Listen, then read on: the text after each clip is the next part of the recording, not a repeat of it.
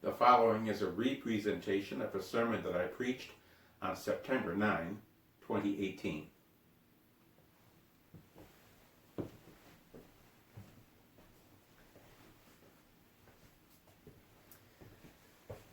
A reading from the Gospel according to Mark.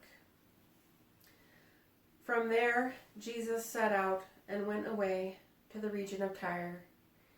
He entered a house and did not want anyone to know he was there, yet he could not escape notice. But a woman whose little daughter had an unclean spirit immediately heard about him, and she came and bowed down at his feet. Now the woman was a Gentile, of Syro-Phoenician origin. She begged him to cast the demon out of her daughter.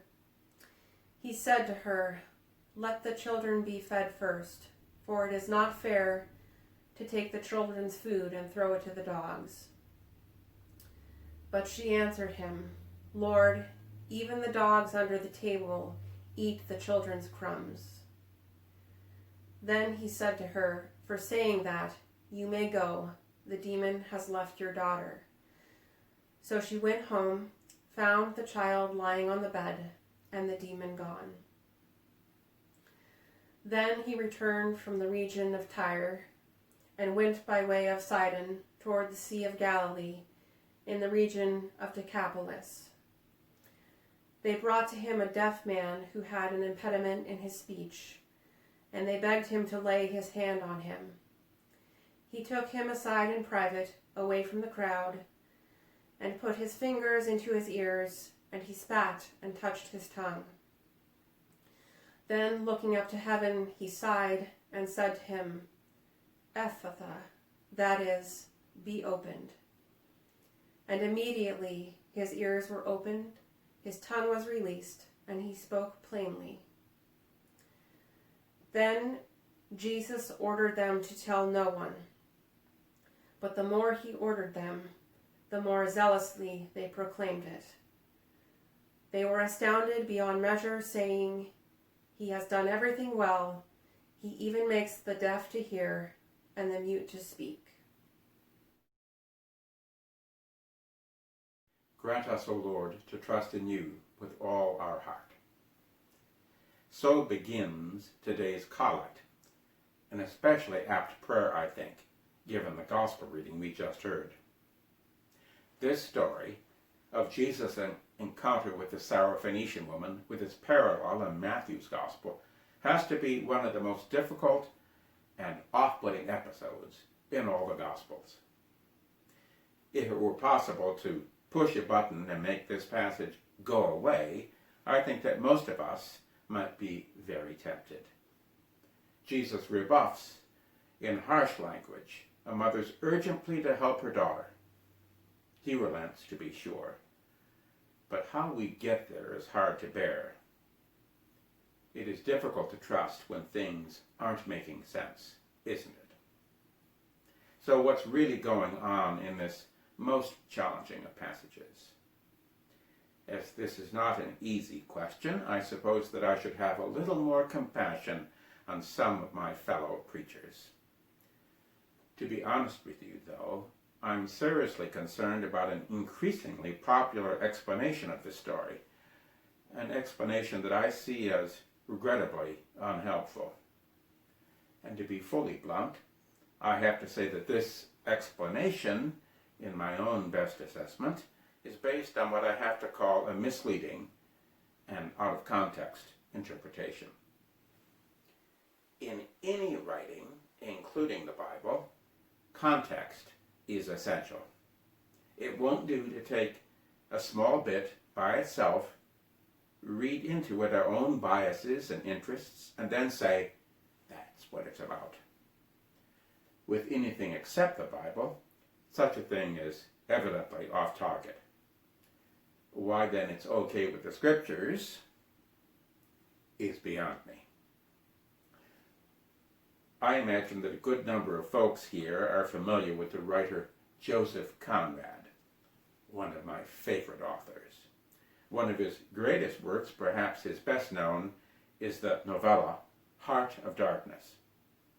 Well, suppose that we took a few stray lines from Heart or Darkness and then told ourselves that what it was really about was the delightful pleasures of taking a riverboat cruise. Absurd, obviously so. In any writing, including the Bible, we have to take into account the context and the direction of the whole. Point made, and I hope taken.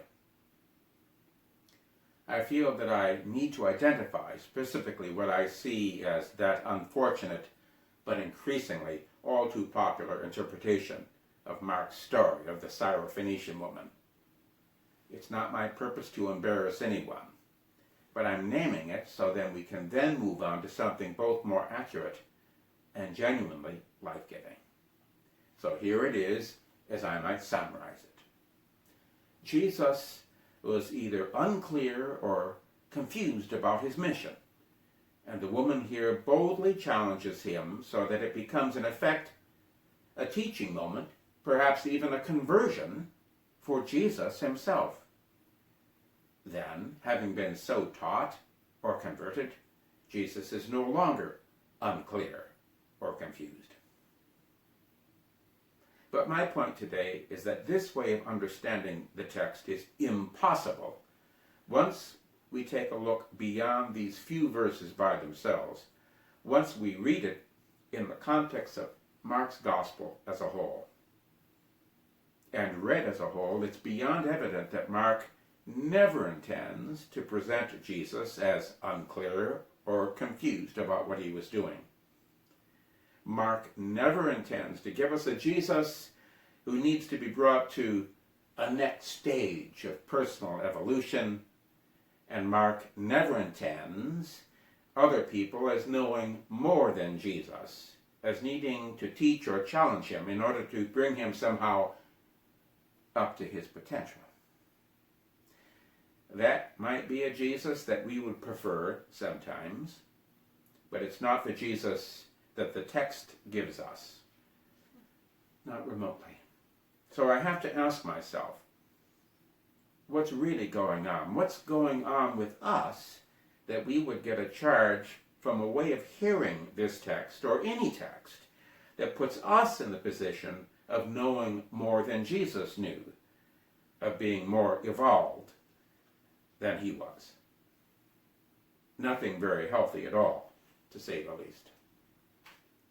And I'd say that it is the church's job to give us the Jesus we need, not the ones we think we might prefer. So let's proceed. Pull the camera back and take a look at today's difficult passage in its broader context.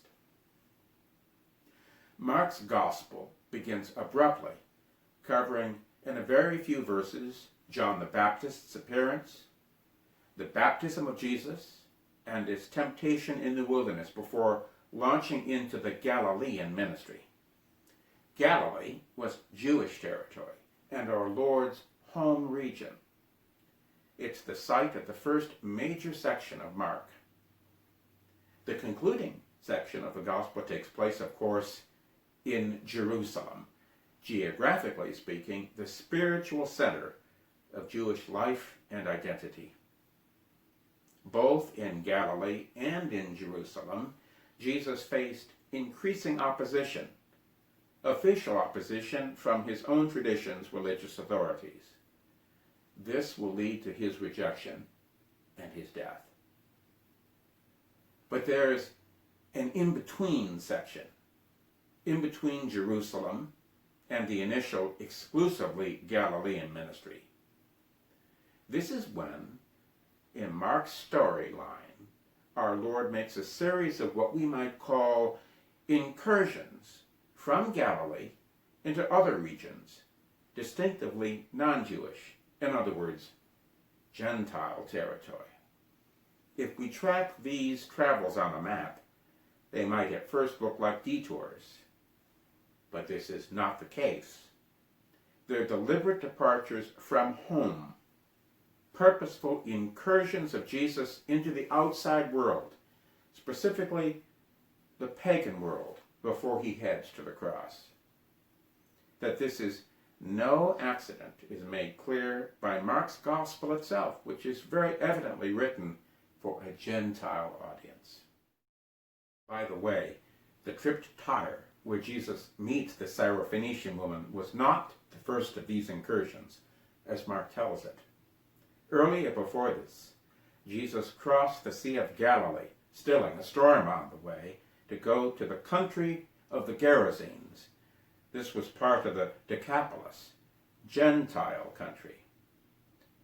That the demoniac there was set free, with a great herd of swine feeding on the hillside, vividly underscored that this was very far from being a kosher zone. Furthermore, even while Jesus was still in Galilee, before he made his departures from spiritual home territory, he was already healing Gentiles. Notice very early on the description of those who came to Jesus in great numbers. In addition to a great multitude from Galilee, they came to him in great numbers from Judea and Jerusalem, so far areas populated by our Lord's fellow Jews. But the text continues, and from Idumea and beyond the Jordan and the vicinity of Tyre and Sidon. These are all non-Jewish places, not home country. Jesus, at this introductory stage in the narrative, had not yet gone out to their own population centers, but he was already healing Gentiles, outsiders, who came to him. Throughout the gospel, here and as it continues, Mark pays close attention to geography, and he will make a point of noting when our Lord goes to boundaries and when he crosses boundaries. It's really wonderful all that can be found in the text if we, especially those who preach, teach, or write, pay attention.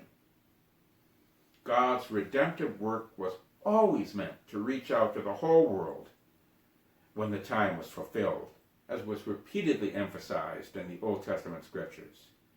Through Israel, all the families of the earth would come to be blessed. This message was further emphasized in the prophets, in particular Isaiah, which Jesus knew and loved with a special affection.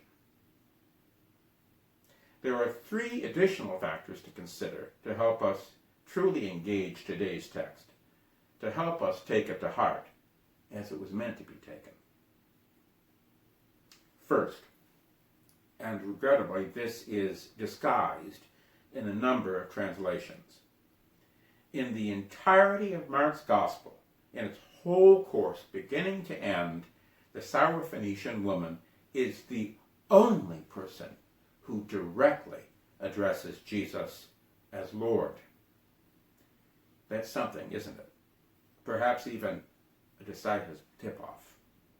It makes her much more appropriately seen as someone revealed to be an example of humble, trusting, and persistent faith in Jesus as he was. Second, as is the case with any written text, we miss, of course, the tone of voice and the facial expression. We feel this as a notable lack in a passage such as ours, where there's much more going on than just what meets the immediate reading eye. So it's even more important to pay real attention to its larger picture with all it has to give us. As a side note, I'll mention that this is why we often get in trouble with things like email, isn't it? Our readers can't see our face or hear our voice. We can't see or hear them and respond to any evident confusion or distress on their part right away, on the spot. Good reasons why, if we've keyed out a whopper, it may be best to wait, maybe even sleep on it before we click send. And a third factor for us to consider will bring us back again to context. Here are the hard words of today's scripture themselves once more. He said to her, "Let the children be fed first, for it is not fair to take the children's food and throw it to the dogs. But she answered him, Lord, even the dogs under the table eat the children's crumbs. In a situation with a real limited household food supply, it would be evident that we would and should feed our children before we feed our puppy. That's completely evident. Yet shortly before today's episode, Jesus fed the 5,000, and very shortly after, he feeds 4,000. If you'll pardon the expression, we might say that the passage we're considering this morning is sandwiched between two stories of miraculous feeding. I believe that this is part of Mark's point, and setting aside our own cultural biases, at least enough to give this text an honest, in-context, good faith, and open hearing, doing that should make things a good deal clearer for us. There's still some mystery, and perhaps a measure of discomfort too. We're still not fully sure of all that Jesus was up to in his conversation with this mother in distress. Not sure of why exactly he did things as he did. But the big picture does give us reason to trust him with all our heart. The gospel truth is that with him and from him there is and there will be an inexhaustible supply of bread. He has it to give, and he has the capacity to give. There is and there will be plenty enough for everyone. The time is fulfilled. The question is, will we be opened to receive it?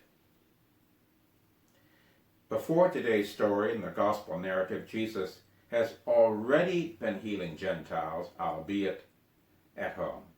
He has already gone out from home, crossing boundaries into foreign places to heal there too. And he has already just fed the children in miraculous abundance, with plenty left over. So then, what might this have to tell us about his encounter with the Syrophoenician woman? First, that it was no accident. This narrative is full of the whole gospel story's great purpose. And no, it's certainly not an account of an unclear or confused Jesus somehow having to be challenged, educated, or brought to more evolved status. And no, with all due respect to those who might see it so, it's not even a story of our Lord's own discernment in terms of the scope of his mission. His own actions, so far as Mark sets them down, have already started to make that quite clear in letters writ quite large. But today's passage, even with its discomfort, certainly sends that message home, the message of the full scope of Jesus' mission, sends it home wherever and whatever that is for us, once again in vividness and great power. And Mark, as he continues the gospel story from here, will underscore it more and more as his gospel's great refrain. So, no matter how far off you find yourself, no matter how out of bounds you might feel, even rightfully so, no matter how much of an outsider you may be to this whole church project, Jesus came and Jesus comes with salvation and healing, with gracious summons to enter his realm of life, just for the likes of you and me. He is the bread of life, and there's plenty for all. That's what many of us who are already here have discovered, enjoy for ourselves. For Christ, the Son of God, there is no too far or too hard.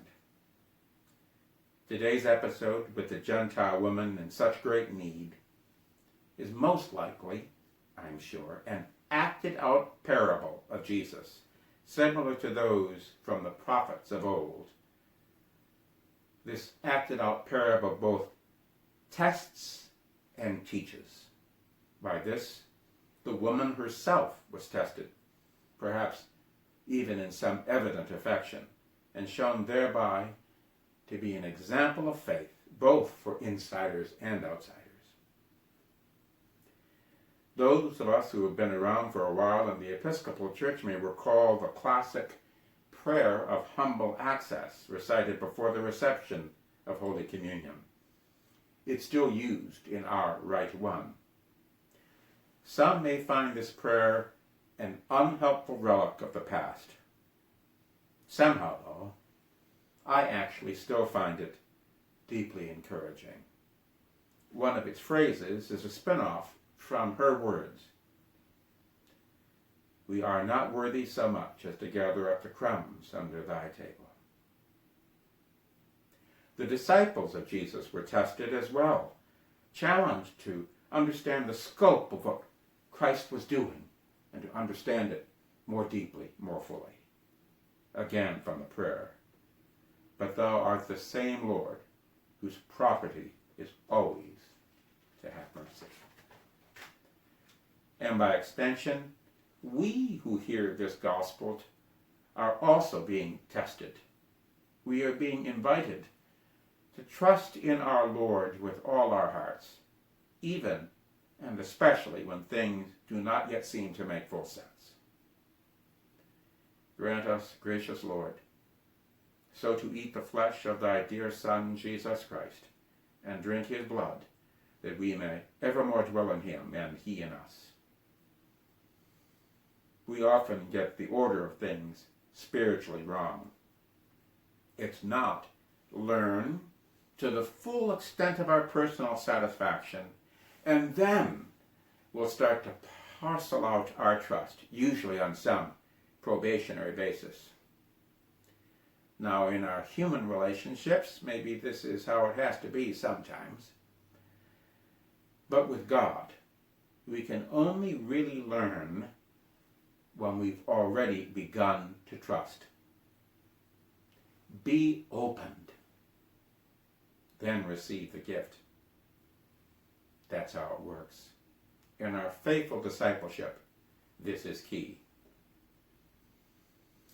When we're on top of the world, or when we're pretty determined still to see ourselves as right up there, gospel interpretations, which put us in the position of knowing more than Jesus knows, may have their allures. We're feeling good about ourselves, and we know what's what. Why risk interference? Perhaps we might be very tempted to go with an alternate, innocuous Jesus who isn't there. But there are many times, too, many situations in these vulnerable, hurting lives of ours when deep down we may be given to know that we need the Jesus who knows more than we do and who knows what he's doing and for our own good. We need this Jesus who indeed is very much there. Furthermore, this is the one not only with the knowledge we don't have, but also with the will and the competence to accomplish his good purpose for us. I'll stress those words. His good purpose. To be sure, we may often not understand what he's doing, or why he's doing what he's doing, and why he's not doing what he's not doing. That can be hard. There will be plenty of mystery that you and I will have to live with. More times than I would prefer, I'll be stretched. My prior understandings probed and challenged. It'll be an adventure, a pilgrim's progress, I should hope. But by grace, I will trust this Lord, and I pray that you will.